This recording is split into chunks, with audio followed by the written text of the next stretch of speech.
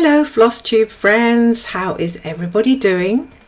Today is Thursday, it's the last day of August, and I am back with an update on something that I challenged myself with for the whole of this month. But before I go into that, I want to say thank you to all the new subscribers that have joined recently. There seems to have been a whole new bunch of subscribers. And as always, I am eternally grateful for your support. And to all my regular subscribers and friends that join me in my videos and leave comments, I want to say thank you to you also. It means a lot to me. So today is a great day for me. I'm excited because I didn't think that I was going to achieve this challenge that I set for myself. And I did. I managed to do it, and I don't know how, but because the whole month just went by just in a snap, and I can't believe that I actually achieved what I had set out to do in 4 weeks, because 4 weeks just flies by so quickly. You rarely get a time to stop and think about what you're doing, and before you know it, it's over. So I really don't know how I did it, but I did. So what am I talking about? Well, obviously I'm talking about, I don't know, for those of you who didn't watch my last video, I challenged myself to finish a Dimensions Petite chart. Now this is a kit that you can buy, and it has everything included. It comes with flosses, it comes with the fabric that you need, it comes with a needle, it comes with the chart, everything that you need to be able to do the whole entire thing. And there is a couple of little things that I want to talk about whilst I have it fresh in my mind from having just done this pattern. And I will get to that when I show you the finished piece, which I think you're probably just as keen to see as I was keen to see. And not only did I finish this piece, but I actually got it fully finished, which means it's completely framed and ready to hang wherever I want to put it. So it's just exciting, and I can't believe that I actually got through. So just for those of you who weren't aware of this actual pattern, it's called Dimensions Gold Collection Petites, and that's what the cover looks like. So if you want to actually buy this kit, it's relatively easy to find, and it's a small one. It is a small one. It's 5 by 7 inches in design. It's 18 count Ada, and you can probably pretty much find it in loads of different places in the UK, in the US, wherever you are. It's quite available, and yeah, it kind of looks small, but it doesn't look that simple, and I'll get onto that. So it's done anyway, and I didn't touch much of anything else during the whole month, just so that I could achieve this finish. And I have it right here, ready to display my fully finished object. This is Wolf by Dimensions. Can I bring it in closer? Am I going to get focus? If not, I will put a picture and show this piece to you a bit better on the screen. So that's my fully finished, and my choice of frame, which is, I think, kind of works with the icy kind of cold look that this chart has. So this looks sort of like bubbles or something, if you can see the kind of engraved sort of bubbles that are there. So yeah, it's barely the width of my hand, so you can see, mind you, I do have a big hand. You can see how small this is, but do not be fooled about the simplicity of this design. I do have to explain to you exactly how I got through this piece. So I started with the main part, which was the middle of his face, which was actually the most difficult part, I think, because the kit, and a lot of the Dimensions kits, and if you're interested in doing them, or you have them and you haven't started them, this might actually be useful for you to know. You are going to have to blend some threads. That means picking out one thread of one color, and then taking a completely different color and picking out another thread and putting them together, and then threading your needle. And in one of these colors, I think it's actually this blue in the corner here, this blue in the corner, one of these blue, well actually both of these blues are blended threads, but one of them has got two colours, two strands of thread of one colour and one strand of thread of another colour. So you do have to pay particular attention to the colours that you're picking out from your bobbin box or wherever it is that you're storing your threads, because if you do like I often do and you're kind of half stitching, half looking at the TV screen or half listening to an audiobook, you're not fully paying attention. So easy, it is so easy to pick up the wrong colour strand, and with these half stitches that you get here, they are relatively quick to do because there's like big blocks of colour in the sky. So you could have done a whole entire strand, and they're pretty long strands. I didn't cut them or anything, and I was forever taking off knots because I didn't want to use short strands. You can easily go through a whole thread and then realize later you've done something wrong. So just to warn you to pay particular attention on your stranding colors and how you're putting them together, because that was one of the things which I nearly got caught out with. The other thing that I found is there's also, it's a mixture of crosses, full crosses and half stitches. So all this sky in the back was a half stitch, and all his face, the darker part of his face, was crosses. And again, not just crosses of one colour, crosses with two colours. So as you can see, there's quite a bit of messing around trying to get your bits and bobs together to actually stitch this. Even though it's small, it's pretty challenging. Then we come on to the subject of the branches. Holy moly, those branches. Honestly, there were times I just wanted to put my head into the oven. There are so many branches on this, and I wonder if I can show you a picture on the screen as I'm talking. Probably will be easier. The branches, not that the branches were difficult to stitch, they were fine, but what I did find difficult to stitch, well, not difficult, just a little bit, not tedious either, a little bit, you know, irritating to have to do like two different colour back stitch on the branches. So some of the parts of the branch are black and some of the parts are white, and where the white back stitch meets the white stitches behind, you can't really see the back stitch over it, the same way as you can't really see black thread on top of black stitches. I hope I'm making sense here. So sometimes when I'd be doing some of the white back stitch over the lighter stitches, I would think, have I done that? I have to sort of, you kind of check with my needle whether I've actually back stitched a white thread over it, because I can't really see because it's so light against the white stitches. But anyway, it wasn't too much of a fussy thing. I wasn't going to let it sort of get to me, and I wasn't going to, you know, get discouraged or anything. I just carried on. You know, stay calm, carry on. It's not a huge deal. It's just little things I'm pointing out to you to be aware of if you're doing a chart like this, or something that has a similar kind of design or colour palette. The other thing I really liked was the eyes. I thought the eyes looked incredible. They were the first things I did because they really draw you in. So when you start with the eyes, you've kind of got like a basic point. And actually one of the eyes I think is more or less centre of the design, so it's sort of a good place to start, and then you can just kind of build around it. But yeah, I think all in all, the trickiest part for me, or the most sort of cumbersome part I would say, was doing the back stitch on the branches. That wasn't the most fun. I mean, I'm not a huge fan of doing back stitch. I don't think a lot of people are. There's, as far as I'm aware, there's a number of people who aren't particularly fantastic with backstitch, or at least can do it but they don't really like it that much.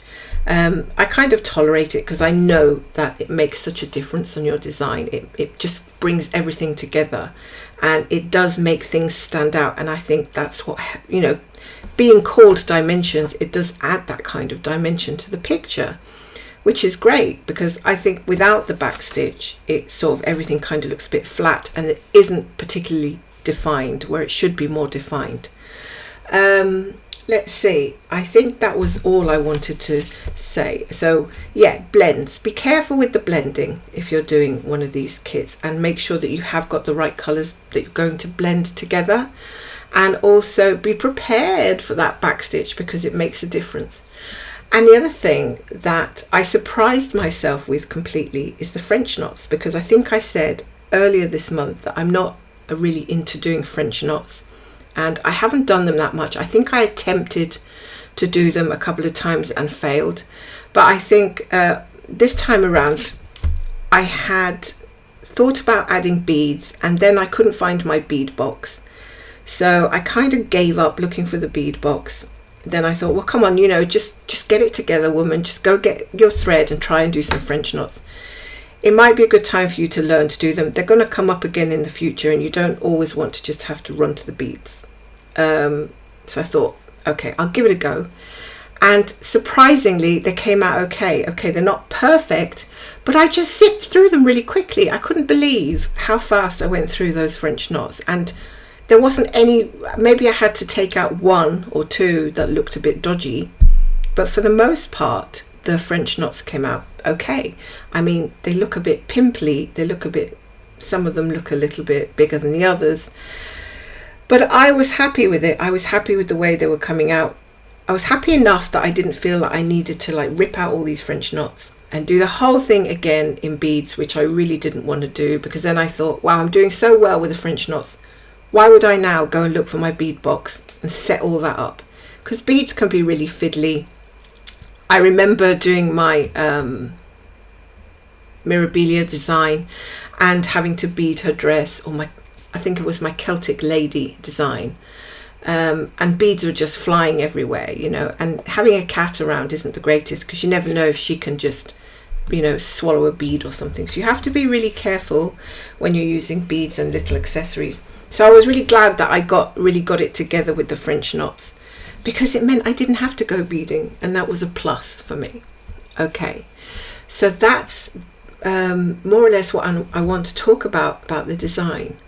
So yeah, there was a couple of days when I was like, oh God, I don't want to see this wolf again. And I woke up and I said to my husband, I'm so like going crazy. I don't want to do the wolf. I don't want to do He's like, well, don't do it. Just, it's not something, it's a challenge, but you don't have to kill yourself. If it doesn't get finished, it doesn't get finished. It's not the end of the world. You tried. I mean, for being a stitcher that's used to stitching on so many things and having so many rotations, sticking to the one project that isn't even a full, well, like how I usually stitch, which is parking and doing the diagonal method and the blocks. That is what I'm used to doing most days. So taking all that away and stitching in hand, which was actually really easy on a small piece of fabric, but taking away all the heids and stitching in hand on this was kind of resetting my brain to my past, really, to my earlier years, where I would actually just stitch like that. When I was in my 20s, I would just stitch in hand, maybe with a hoop of some kind, and just turning the piece over and not securing it at the back, and really just holding it with my hand. And I didn't ever think there was any other way to do it. But now we are so spoiled with so many different frames and stands and things like that. Stitching in hand does feel very vintage, does feel very authentic. So it did kind of feel like going back to basics, which in a way was nice. It was interesting to let go of everything and just go back to the basics. But first of all, I don't particularly enjoy using a paper pattern any longer. So that for me was something a little bit fiddly again. First of all, because the chart that they give you, excuse me, I'm going to have to take a drink, because yeah, this is what happens when you talk too much.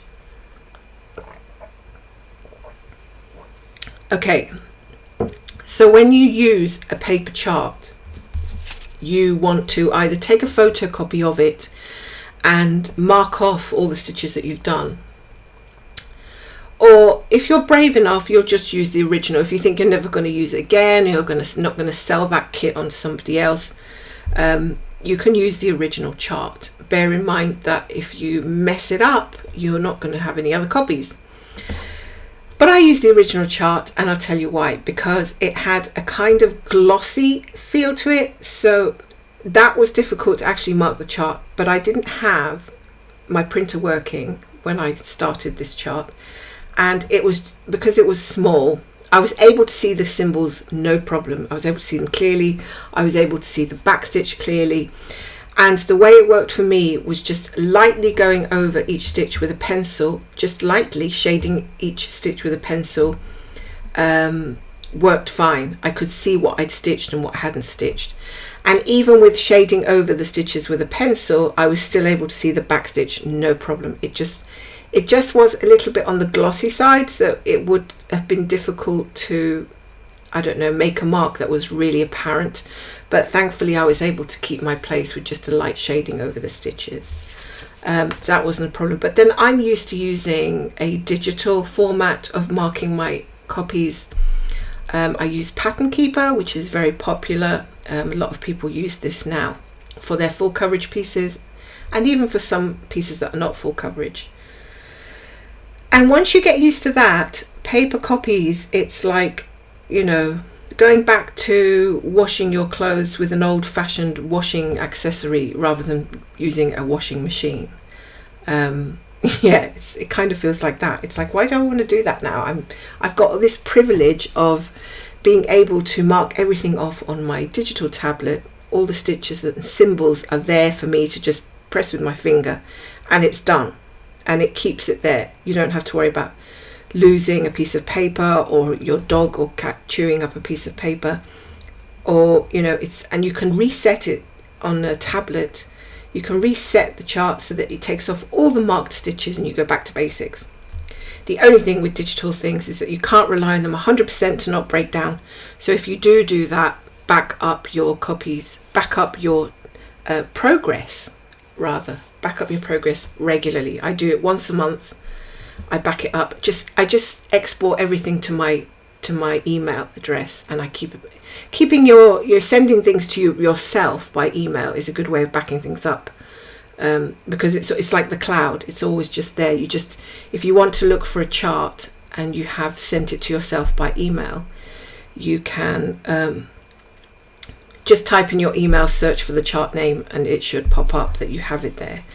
So that's what I do. And what else can I say about the chart?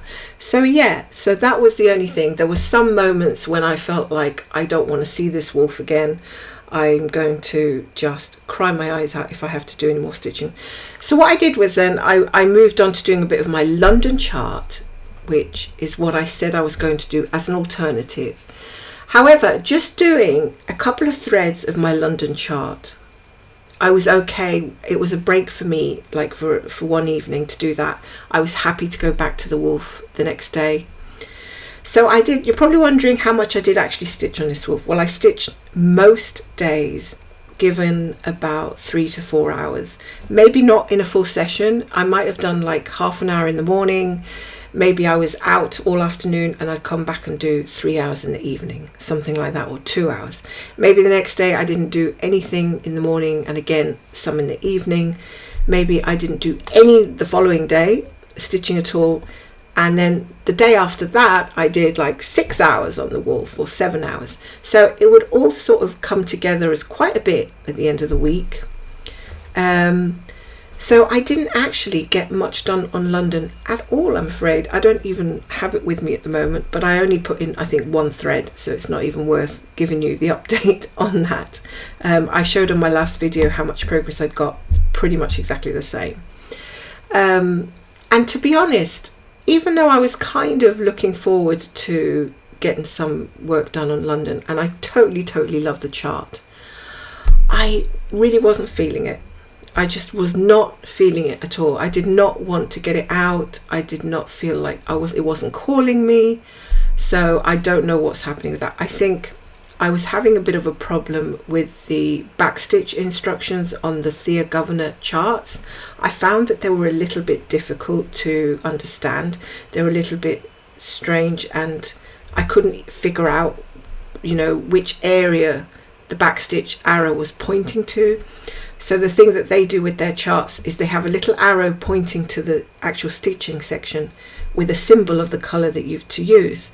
But you don't know how much of that actual area is that colour, because say a little bit below that you have another arrow pointing with a different symbol. So you don't know the dividing line between those two backstitch colours, and that was really getting me a little bit annoyed. because when I do something, I like to know exactly how it's done. I like to have full instructions and, you know, not be sort of, oh, I don't understand this or I don't understand that. I get terribly impatient with charts that I don't understand. And I often, you know, if I can't figure them out and nobody online can help, I'm inclined to just not do it, because I feel like I don't have the time or patience to be doing something that I don't know if I'm doing it right, that is just irritating me. I just feel like, you know what, life's too short, I can't be bothered. So I'm not saying that I'm not going to continue with my London chart. I am going to continue with my London chart. I'm just not going to do it right now. Again, it's going to go back into maybe timeout. I might bring it out on a Sunday when I talking now about my new plans that are coming up, which I will do in a little bit. It might come back in. So Dimensions Wolf is the second dimensions piece or chart that I have ever done. It is the smallest dimensions chart that I've done. The other chart that I did about a year or so ago, I had framed, is called Aurora Cabin. It's another quite popular one. Quite a few people have done Aurora Cabin, and there's a different Aurora lights sort of dimensions chart as well. But for those of you, so I have an opportunity here to show it to you again, and for those of you who haven't seen it before, I had this one fully framed a couple of years ago, and it is really a glorious piece. Apologies again for the glare. Oh, it's difficult to get this. Again, I might have to put a picture up for you to see properly. Maybe that's a bit better. Oh, hello, Misty. Where have you been? It's just my cat. She's just strolled in to find out what I'm doing. So this one took me a couple of years. Again, there's a lot of blended threads. There's a lot of backstitch in it. There's something called couching. So it was quite a challenge, but I'm so proud of this piece. I love this piece so much. It's hanging in my living room, and everybody that sees it just says, wow, just wow. You know, they absolutely love it. So that's going to go back in place to where it was. Are you coming up or are you staying down? She often wants to just sit on my lap and get a few little cuddles. So yeah, so Wolfie here is going to go into my living room as well, I think, or maybe here, because this is my office, craft room, office, and it might look nice in here as well. It's so nice to get finished. That's the thing. I was saying in my last video that one of the main reasons that I decided to do this challenge is to actually have that nice feeling you get when you finish something, and I haven't been getting that for ages now. The last thing I finished, completely finished, I can't remember what it was. I think it was this piece here. If anyone can remember me finishing anything else, please let me know, because I can't remember. I cannot remember finishing anything else. I finished a Haid, but that was prior to doing the Aurora Cabin. And because I'd started so many large projects, so many large Heaven and Earth design projects, I never get around to finishing anything, because, you know, if you're a person who does them as well, they take years and years and years and years. And yeah, so I'm now, when I come back and do another video with an update on my full coverage, you'll see that I've made a pretty good progress on them. This year, actually, I've done quite a good job. So it was nice to get that little break and to be able to do something small, something I could finish, and at the same point break away from my usual style of stitching for a little while, just to have a little, you know, interim break from it all. And also because I had a bit more time, I did a little bit of knitting as well, just to give me a break from the wolf. So yeah, it was a break from a break from a break. It was all just it was just a very different month of stitching, but it was very nice to do something else. Will I do another dimensions kit? Probably, but not right now. I want to get back. I'm actually eager to get back into a rotation. And yeah, I was going to talk about that a little bit now. Getting back into rotation. My rotation has always been a little bit precarious. One minute I'm swapping things out, the next minute I'm focusing on something. But for the most part this year, I have been focusing on Riverwalk Charm because it is my biggest piece. And I have, even though it's my biggest piece and I've been working on it a couple of years, I'm only at less than 40%. And because I've been focusing on it, obviously other full coverage pieces of mine have been sitting by the wayside, not getting touched because, or maybe touched not very much, because I have been just focusing. At least since last summer, I have been focusing mainly on Riverwalk Charm. So I'm kind of eager now to be touching other things, to be getting a little bit of progress on other things that I haven't seen for a while. One of those is Sad Fairy, which I put her on timeout for a little while because, my God, the confetti almost killed me. And she is a regular size as well. I am at about 42%, I believe, on Sad Fairy, so it's not even halfway again. I'm going to bring her back into my rotation. So I'm going to do a rotation of all my full coverage, and I've not got a set day or amount or goal. Like, I'm not going to do, well, I think what I want to do is every time I bring one of them out, I want to do at least 100 stitches on it, at least. And if I get more than that, great. Usually I get about 200 anyway, that's the average. So if I get about 200 on it, fantastic. And then the next session I stitch, I'm going to bring out another one, or I can stay with the same one.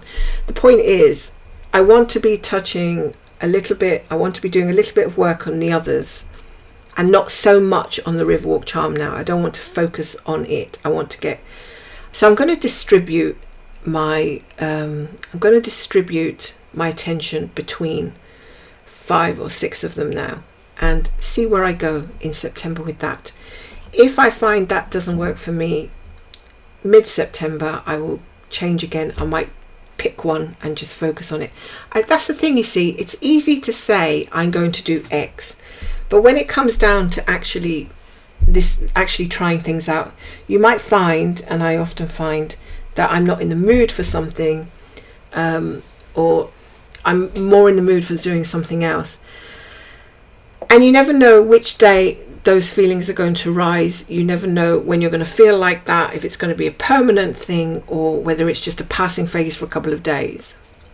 So when I talk about plans, I talk about them very loosely, because inevitably sometimes I sit down and I think, do you know what, I just want to work on Sad Fairy for like 6 days in a row. That's what I want to do.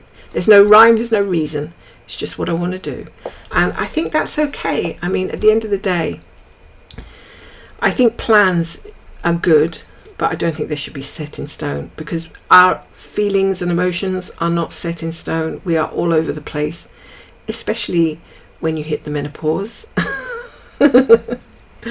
And you might wake up one morning and you want to stitch all the things, and then you might want to stitch only one thing. And I think it's okay to allow yourself the privilege of doing whatever the hell you like, because we are paying for our hobbies, we are paying for all the things that we do. It is totally up to us. Nobody's going to come along and say, hey, you've got to stick to your plan. At least I hope nobody will do that. So never feel guilty about, going off the path of a plan. I wouldn't feel guilty about it. I just wouldn't bother feeling guilty about it. Sometimes I feel, if I don't have a plan, I do feel a little bit like, oh God, I don't know what I'm doing. I feel like, where am I heading? I've got like 6 full coverage pieces and I don't know what to do next. There are the I don't know what to do phases as well. But sometimes it's good as well just to take a little break from all of it and do something else. Knitting, crochet, or do nothing. Go and read a book, or go for walks, or bake. Do whatever it is that's making you smile, because there is too much aggro in life in all areas to make your stitching one of those aggravated things. Just know it's to be enjoyed. And if you're not enjoying something, I always say to myself, am I enjoying what I'm doing right now? Sometimes I don't even have a clue, but there are times when I think, I'm really not. I really just want to just read a book, but I feel like I feel obliged to get 200 stitches done, or I feel obliged, you know, and I'm tired of that obliging feeling. Now I just do what calls to me, and it's fine. It's fine. No one's going to put you into stitchy jail. You're not going to get reprimanded on Monday morning by your teachers. Yeah, don't sweat it. Don't feel bad. That's all I have to say on that. So I think I've covered everything with my challenge. I think I've covered talking about the gold collection petites. Will I do another one? Did I answer that question? I may do another one, but not right now. My husband has a gold collection petite, which he started a while ago. And when I say a while ago, probably like over a year ago. And he never finished it. He did the top section, and then he tried to grid the tiny little piece. And I said, not sure about that. And I was right saying I'm not sure about that, because he made a mess of the grid, and he actually counted 9 stitches across instead of 10. So when he was gridding, they were all 9, and then once the first one started at 9, the next one was like 11. He just totally messed it up. And then he got halfway through stitching that row, and he said, there's something wrong here. And I was stitching my own thing at the time and thinking, oh god, now I'm gonna have to sit here and sort his stitching out, you know. Really was like we were sitting in school having our crafting lesson, and I had to keep getting up and going over and saying, you've done this wrong. Start again. So I think he gave up with it at that point. I think it was Dimensions Beacon of Hope, or I think it was one that had a lighthouse in anyway. And it's really pretty. And I know he has it stashed away in a little bag somewhere. He probably doesn't even know where it is. So I may look that up at some point when I get an urge. It's not going to happen now. It might even be next year. And I might just try and finish it, because everything's in the kit anyway. So it'd be nice to just, you know, to do it. And then again, I might get that little break from doing the large full coverage that I do. So yeah, I'm really keen to get back to my full coverage. I think it's something of a little bit of an addiction now. After a few years, you really do start to miss it after a while. And I wanted that feeling of missing it, rather than feeling like, oh, I have to stitch. Oh, I have to stitch. No, I don't have to stitch. I want to stitch. That's the feeling I want, that I want to be stitching. So this little challenge break has been really good. And if you tried it as well, because I think some people mentioned to me that they were going to do the same thing. Did you manage to finish what you were doing? It doesn't matter if you didn't. How did you feel about taking a break and doing something else completely different for a whole month? Did it make you feel any different about your other projects? So yeah, glad to be getting back to my full coverage, and I will be back. Where are we now? End of August. I'll be back again, maybe in a couple of weeks. As soon as I get enough time, I will be back to show you the progress that I have got done on the rest of my works in progress. So with that, I will let you go and say thank you again for all your support, lovely messages. Thank you very much for bearing with my long video. Well, maybe it wasn't too long, half an hour or so. And yeah, I look forward to hearing from you, and take care. God bless. And I'll see you soon. Bye for now.